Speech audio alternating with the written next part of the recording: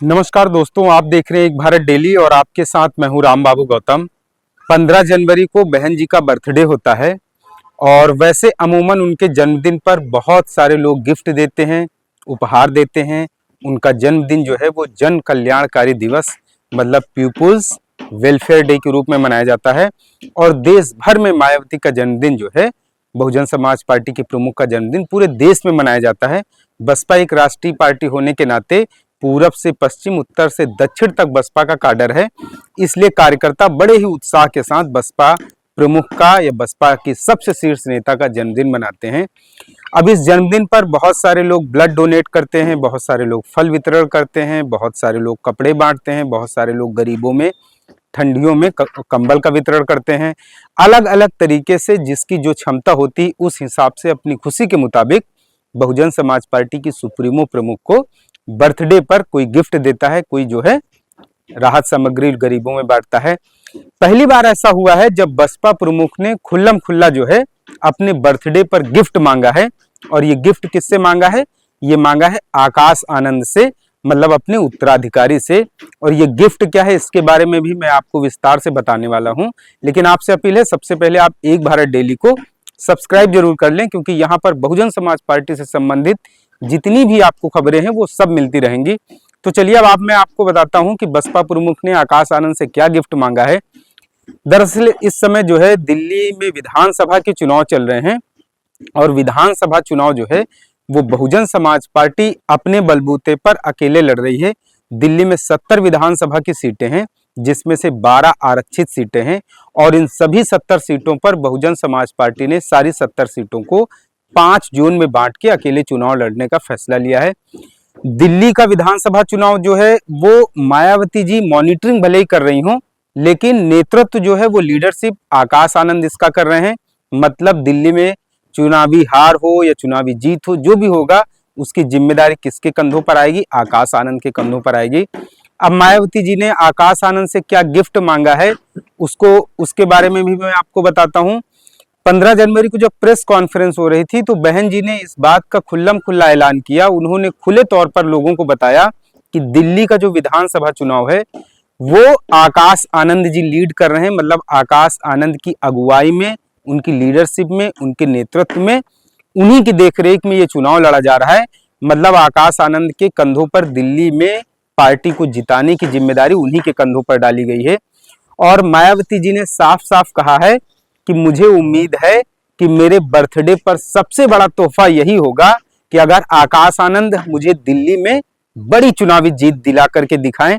और इसके अलावा अभी तो दिल्ली में विधानसभा का चुनाव चल रहा है, इसके बाद कुछ महीनों बाद बिहार विधानसभा चुनाव में भी विधानसभा का चुनाव का ऐलान होने वाला है।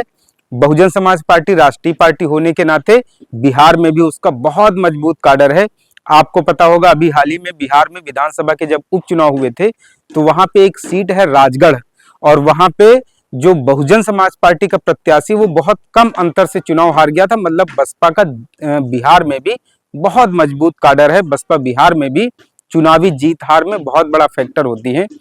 तो मायावती ने खुले तौर पर जो अपनी जन्मदिन की प्रेस कॉन्फ्रेंस थी उसमें कहा है कि वो पहली बार आकाश आनंद से अपने बर्थडे पर गिफ्ट मांग रही हैं और उनके लिए तोहफा यही होगा अगर आकाश आनंद दिल्ली में और कुछ महीनों बाद बिहार में होने वाले विधानसभा चुनाव में पार्टी को कोई अप्रत्याशित चमत्कारी जीत दिलाएं। ये तो बहन जी ने आकाश आनंद से गिफ्ट मांग लिया। अब इसके बाद आकाश आनंद जी की जिम्मेदारी बनती है कि वो बहुजन समाज पार्टी का किस तरीके से चुनाव प्रचार करते हैं, किस तरीके से स्ट्रेटजी रणनीति बना के दिल्ली के विधानसभा चुनाव में मैदान में उतरते हैं। हालांकि दिल्ली की सभी 70 सीटों में से अभी सिर्फ और सिर्फ कोंडली और किराड़ी 2 विधानसभा की ऐसी सीटें हैं जहां पर अभी आकाश आनंद ने चुनाव प्रचार किया है। 2 सीटों के अलावा एक 4 तारीख को उनकी, एक 5 जनवरी को उनकी जनसभा थी और दूसरी 12 जनवरी को उनकी जनसभा थी। फिलहाल अभी 2 जनसभाएं उन्होंने इस पूरे विधानसभा चुनाव के दौरान की है, लेकिन सिर्फ 2 जनसभाएं और उसके बाद ये आकलन कर लेना कि बहुजन समाज पार्टी दिल्ली में सभी 70 सीटों में कम से कम 10-12 सीटें जीत जाएगी, ऐसा संभव नहीं है। क्योंकि दिल्ली में जो मुख्य मुकाबला है वो आम आदमी पार्टी के बीच में है और इसके अलावा बीजेपी के बीच में है। इस बार कांग्रेस भी कहीं दूर दूर तक इस चुनाव में दिखाई नहीं पड़ रही है। मैंने एक वीडियो बनाया था, उसमें मैंने संभावना जताई थी, ऐसी पॉसिबिलिटीज मैंने जाहिर की थी कि अगर दिल्ली के विधानसभा चुनाव में कांग्रेस का और बसपा का गठबंधन हो जाए, हालांकि कांग्रेस का और बसपा का गठबंधन हो भी चुका है, इसके पहले कई बार कांग्रेस और बसपा में गठबंधन हुए हैं, लेकिन मैंने कहा था कि अगर दिल्ली विधानसभा चुनाव में कांग्रेस के साथ बहुजन समाज पार्टी गठबंधन कर ले, तब उस स्थिति में बहुजन समाज पार्टी दिल्ली में सरकार बनाने की स्थिति में हो सकती है। कांग्रेस पार्टी और बहुजन समाज पार्टी इतनी सीटें ले आएगी कि फिर सबसे बड़ी तीसरी शक्ति वही बन जाएगी। अब उसमें बसपा के सामने दो विकल्प हो सकते हैं। अगर बसपा कांग्रेस के साथ गठबंधन करके चुनाव लड़ती और बसपा उस गठबंधन में सबसे बड़ी पार्टी बन के उभरती, तो बहुजन समाज पार्टी के पास तीन विकल्प, तीन रास्ते खुले रहते सरकार बनाने के लिए। पहला रास्ता, ज्यादा सीटें होती तो कांग्रेस सरेंडर कर देती, मतलब कांग्रेस को खुद समर्थन देना पड़ता। दूसरा रास्ता यह भी था कि अगर बसपा की सीटें ज्यादा आती तो भारतीय जनता पार्टी भी ऐसी हालात में हो जाती कि उसे जो है बाहर से बहुजन समाज पार्टी को सपोर्ट करना पड़ता। एक तीसरा विकल्प ये भी खुला था, अगर कांग्रेस और बसपा के बीच में गठबंधन होता और बसपा ज्यादा सीटें लेकर के आती तो आम आदमी पार्टी भी बहुजन समाज पार्टी को सपोर्ट करने के लिए मजबूर हो जाती। एक और विकल्प ये भी है कि हो सकता बसपा ना ज्यादा सीटें जीतती, सरकार बनाने वाली स्थिति में अगर नहीं होती तो बसपा कम से कम इतनी सीटें जीतती कि वो इन तीनों में से किसी एक के भी साथ शामिल होकर के सरकार का हिस्सा बन सकती थी। फिलहाल मेरा ये आकलन गलत हुआ, मैंने ऐसी संभावनाएं जाहिर की थी। फिलहाल अकेले चुनाव लड़ा जा रहा है, अकेले बिना किसी गठबंधन के चुनाव लड़ा जा रहा है। इसमें उतनी जीत तो नहीं होगी जितनी की उम्मीद की जा रही है, लेकिन 2 से 3 सीटें अभी भी 3 से 4 सीटों 2 से 4 सीटों के बीच में गुंजाइश बची हुई है। यही 2 से 4 ये वही 2 से 4 सीटें हैं जब 2008 के विधानसभा चुनाव में बसपा 2 सीटें जीती थी, बदरपुर और बादली की। तो अभी जो है बसपा के सामने 2 से 4 सीटों का विकल्प तो खुला हुआ है, लेकिन आकाश आनंद अगर आक्रामकता के साथ चुनाव लड़ते हैं तो सीटों की जीत हार तो भूल जाइए। एक फायदा हो सकता है कि बहुजन समाज पार्टी का इस समय जो 1% के आसपास वोट आकर के रुक गया है, उस वोट परसेंटेज में इजाफा हो सकता है, कार्यकर्ताओं में उत्साह बढ़ सकता है। इसके अलावा जब अगली बार विधानसभा के चुनाव होंगे तो उसमें रास्ते खुले हो सकते हैं सरकार बनाने के लिए। फिलहाल आकाश आनंद के ऊपर जिम्मेदारी डाली है मायावती ने अपने जन्मदिन के मौके पर। देखना है कि आकाश आनंद किस तरीके से रणनीति बना करके आक्रामकता के साथ चुनाव लड़ते हैं। फिलहाल मेरा ये मानना है कि मायावती जो लगातार कहती हैं मायावती जी की एक समय ऐसा आएगा जब दूसरी पार्टियों से लोग ऊब करके बसपा को सपोर्ट करेंगे, तो धीरे धीरे कहीं ना कहीं उसका असर भी दिख रहा है, लेकिन इसमें बहुत लंबा वक्त लगेगा। राजनीति में लोग अपने नफे के लिए आते हैं, महत्वाकांक्षाएं पूरी करने के लिए आते हैं।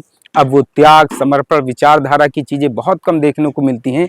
इसलिए दलदल में अपने विरोधी को पस्त करने के लिए कई बार साम दाम दंड भेद ये सब खुद भी करने होते हैं, क्योंकि जो कार्यकर्ता होते हैं वो चाहते हैं कि उनकी पार्टी सत्ता में रहे, न सत्ता में रहे तो विपक्ष की मुख्य प्रतिद्वंदी पार्टी रहे। तो बहुत सारी चीजें हैं, भी बहुत सारी चुनौतियां भी हैं।